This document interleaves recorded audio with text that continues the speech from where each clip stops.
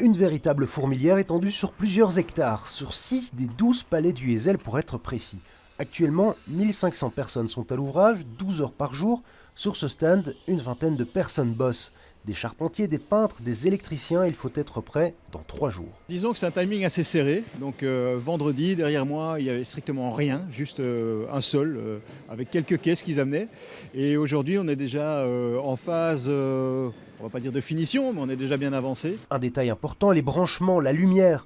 On a un peu l'impression que le but des marques, c'est d'envoyer plein la vue des visiteurs. Cette escalade-là, elle est terminée depuis quelques années. Par contre, c'est vrai que chaque marque a une image en propre qu'il faut mettre en évidence pour que tout de suite on sache où on est et ce que représente la marque. Et c'est ça toute la difficulté à travers des logos, des codes couleurs, à travers un éclairage. Pour les 60 exposants, c'est aussi le moment de découvrir les cartes des uns et des autres pour convaincre les clients potentiels. On a créé ici une salle immersive en 3D pour mettre en valeur la nouvelle mini-concept Aceman. Les organisateurs espèrent 300 000 visiteurs, c'est moins qu'en 2020. Il faut dire que le secteur traverse des zones de turbulence, mais ici, on reste confiant. Bruxelles est un salon particulier dans le sens où on y vend des voitures, mais où on y fait aussi de l'image. Donc ce qui était parfois considéré comme un désavantage par le passé est devenu un avantage pour Bruxelles pour convaincre les exposants automobiles de nous rejoindre. Mais d'ici là, focus sur le montage, il reste 3 jours. Samedi, le salon ouvrira au public jusqu'au dimanche d'après, et tous ces stands seront ensuite démontés en 1 au maximum 2 jours.